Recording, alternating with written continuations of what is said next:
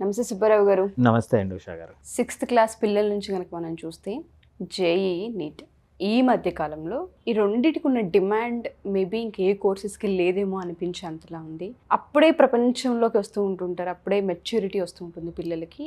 అది స్కూల్స్లో కావచ్చు, బయట సపరేట్గా కోర్సెస్లో కావచ్చు, పంపించేయడం, కూర్చోబెట్టడం, నేర్పించడం చేస్తూ ఉంటుంటారు పేరెంట్స్. పిల్లలకి ఎటువంటి ఇంపాక్ట్ అండ్ దాంతోపాటు అసలు వాళ్ళ మైండ్ సెట్ అండ్ వాళ్ళ క్యాపబిలిటీ అంత గ్రాప్ చేసే అవకాశం ఉంటుంది అంటారా?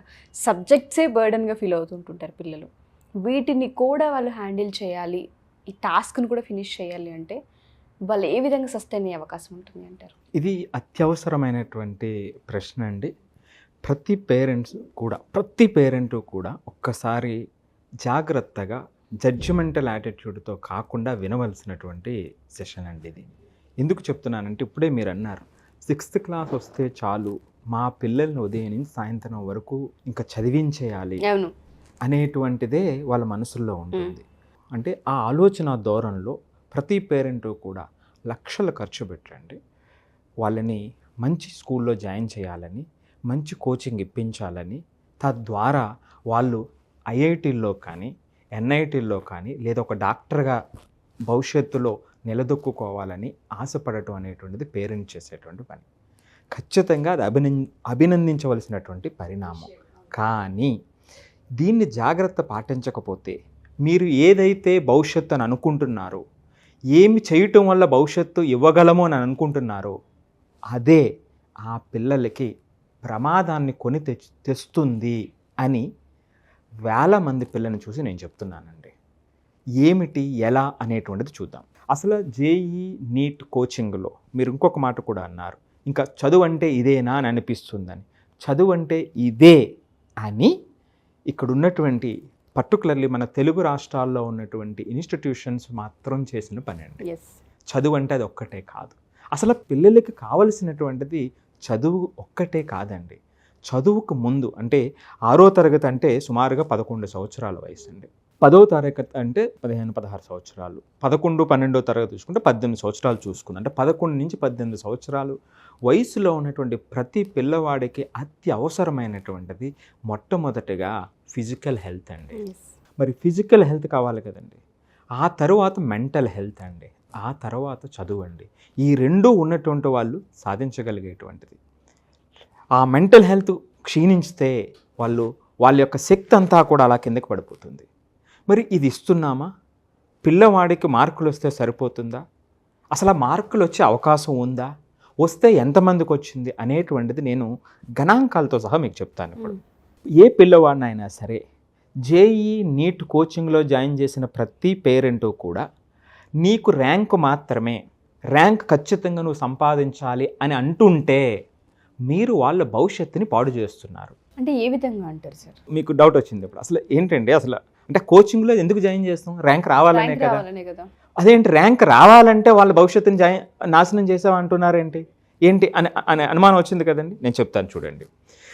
ర్యాంక్ రావాలి అంటే ఉదాహరణకి 2024 అంటే రీసెంట్ ఇయర్లో కొన్ని గణాంకాలు చెప్తాను. జేఈకి సంబంధించి అటెండ్ అయినటువంటి పిల్లలు సుమారుగా 14,48,000 అండి. మరి ఐఐటీలో సీటు సాధించాలంటే మీకు ఎన్ని సీట్లు ఉన్నాయో తెలుసా అండి? సుమారుగా 17,000 సీట్లు ఉన్నాయి. చాలా తక్కువ. అంటే దీని సక్సెస్ పర్సంటేజ్ ఐఐటీలో సీట్ రావటమే అని అనుకుంటే మీకు ఎంత వస్తుందంటే అరౌండ్ 1.1% వస్తుంది. అంటే 100 మందిలో ఒక్కడికి లేదా ఇద్దరికి మాత్రమే సీట్ వచ్చేటువంటి దాంట్లో నిన్ను పంపించి నీవు ఆ సీట్ రాకపోతే నువ్వు ఫెయిల్ అయ్యావు అని మీ పిల్లలకి చెప్తుంటే ఒక్కసారి వాళ్ళ మానసిక పరిస్థితి చూడండి. ఇది ఐఐటీకి సంబంధించి. ఇక నెక్స్ట్ ఎన్ఐటీకి సంబంధించి లేదు ట్రిపుల్ ఐటీకి సంబంధించిన సీట్లు కూడా మనం పరిగణలోకి తీసుకుంటే అక్కడ సుమారుగా అదొక 24,000, ఇదొక 8,000, 33,000 దగ్గరికి ఉంటాయన్నమాట అండి. దాని పర్సంటేజ్ చూస్తే అక్కడ సక్సెస్ అన్ని చూస్తే మనం అది కూడా అరౌండ్ 2.2 ఆ 2.3% వస్తుంది. అంటే చూడండి, 100 మందిలో 2 లేదా 3 మాత్రమే సీట్లు వస్తాయి అక్కడ. ఇది సత్యం. ఇక నీట్కు చూద్దామండి. నీట్కి సుమారుగా 23,30,000 పిల్లలు రాస్తున్నారు. ఎన్ని సీట్లు ఉన్నాయంటే 1,09,000 సుమారుగా ఉన్నాయి. ఎంబీబీఎస్ సీట్లు దేశవ్యాప్తంగా 1,09,000 మాత్రమే ఉన్నాయి. మరి సక్సెస్ పర్సంటేజ్ ఎంత? లెస్ దెన్ 5% అండి. అంటే 100 మందిలో 5గురికి మాత్రమే వస్తుంది. సో మరి మిగిలిన పరిస్థితి? నేను అందుకే ఆ మాట అన్నానండి. సక్సెస్ అంటే సీట్ రావటమే, అందులో సీట్ రావటమే సక్సెస్ అని మీరు చెబితే జీవితాన్ని నాశనం చేసినట్టే కదండి. మీరు భవిష్యత్తు ఇవ్వట్లేదు, ఇవ్వాలనేటువంటి తలంపులో ఆ మార్కెటింగ్, ఆ ఇన్స్టిట్యూషన్ యొక్క మాయలో పడి వాళ్ళ భవిష్యత్తుని మనం పాడు చేస్తున్నాము. ఇది పరిస్థితి, ఇది గణాంకాలండి. మరి ఇలా ఉన్నప్పుడు ఎలా? అసలు కోచింగ్ ఇవ్వాల్సిన అవసరం లేదా? అందులో ఇద్దరికే వస్తే ఎవరో ఉంటారులే, మన పిల్లవాడు అందులో ఉండకూడదా? ఎస్, ఖచ్చితంగా ఉండాలి అని అనుకోవడంలో ఖచ్చితంగా అనుకోవాలండి. సో అనుకునేటువంటి ప్రయత్నంలో ఖచ్చితంగా ప్రతి పేరెంట్ ఉండాలి. దానికి ఇవ్వాల్సినటువంటి శక్తి ఆ పిల్లలు ఇస్తున్నారా లేదా అనేది మనం చూడాలి. దీనికి ఒక కథ చెప్తాను ఉషా గారు మీకు. ఒక 3 తాపీ మేస్త్రులు ఉన్నారండి.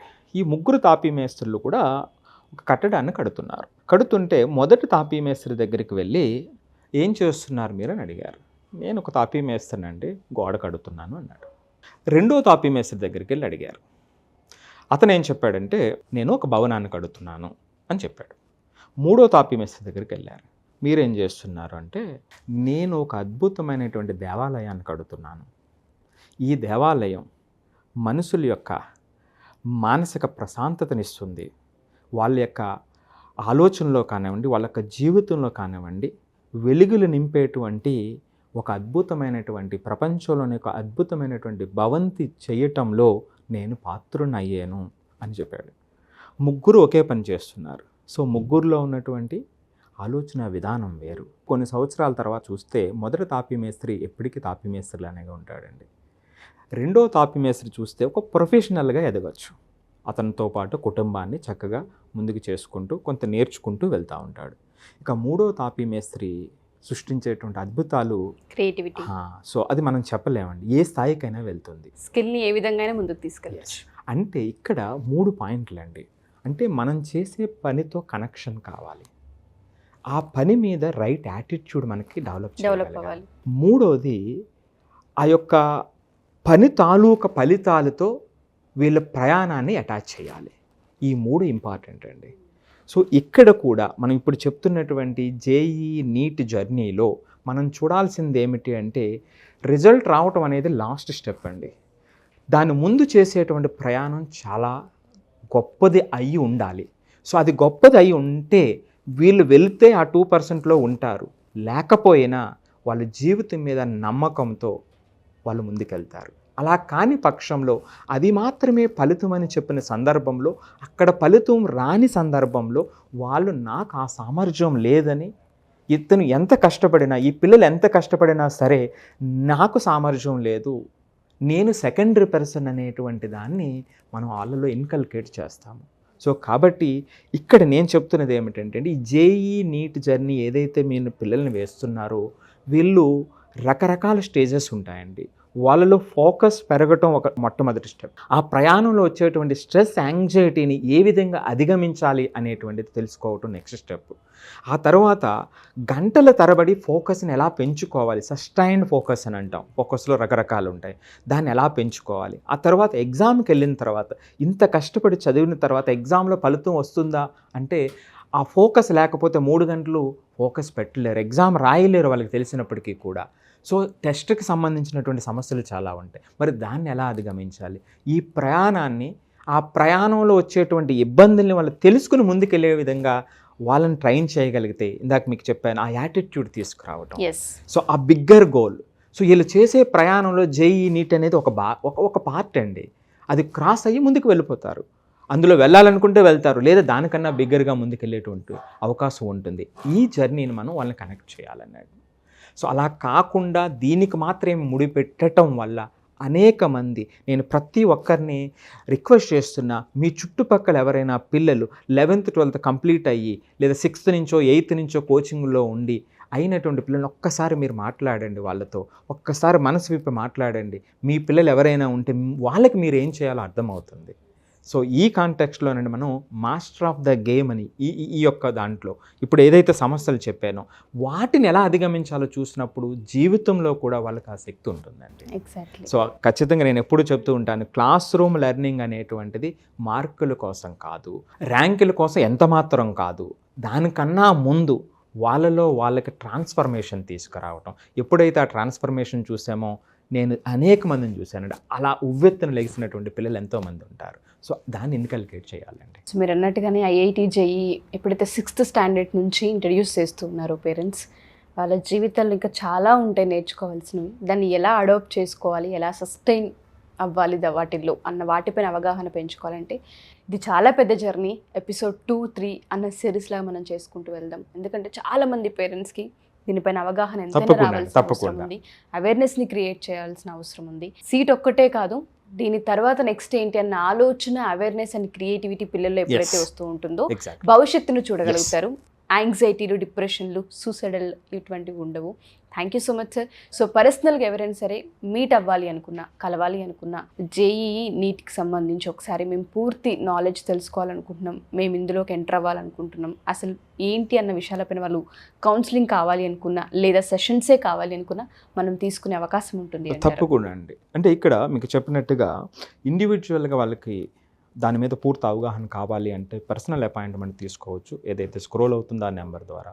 లేదు అంటే మనం ఈ మాస్టర్ ఆఫ్ ద గేమ్ అని ఈ యొక్క లోపల ఇంటర్నల్గా ఆ మెంటల్ స్ట్రెంగ్త్ని తీసుకురావటానికి, భవిష్యత్తుకు పునాది వేయటానికి సెషన్స్ కూడా మనం చేస్తూ ఉన్నామండి. ఒకటి ఏమిటంటే ఆ స్ట్రెస్ అండ్ యాంగ్జైటీ మీరు చెప్పారు, దాన్ని ఎలా అధిగమించాలి అనేటువంటి దాని మీద యూనిక్ సెషన్ అండి. అలాగే కాంప్లెక్స్ కాన్సెప్ట్స్ ఉంటాయి ఈ యొక్క జర్నీలో, పర్టికులర్లీ 11th 12thకి వెళ్ళేటప్పటికి ఆ కాంప్లెక్సిటీ పెరిగిపోతుంది. మరి దాన్ని ఎలా ఓవర్కమ్ చేయాలి. మూడవది టెస్ట్ ఏదైతే ఉందో ఆ టెస్ట్ రాసేటప్పుడు యాంగ్జైటీ వస్తుంది పిల్లల్ని, దానికి ముందే మనం ఎలా తయారవ్వాలి అనేటువంటి స్పెసిఫిక్ పాయింట్స్ మీద బ్యూటిఫుల్ సెషన్స్ కూడా డిజైన్ చేయడం జరిగింది. ఆ రిక్వైర్మెంట్ ఎవరైనా ఉంటే తప్పకుండా వాళ్ళు మనల్ని కాంటాక్ట్ చేయొచ్చు. తప్పకుండా. Thank you sir. Thank you so much. Suman టీవీలో మీ పర్సనల్ అండ్ బిజినెస్ ప్రమోషన్స్ కోసం కింది నెంబర్కి కాంటాక్ట్ చేయండి.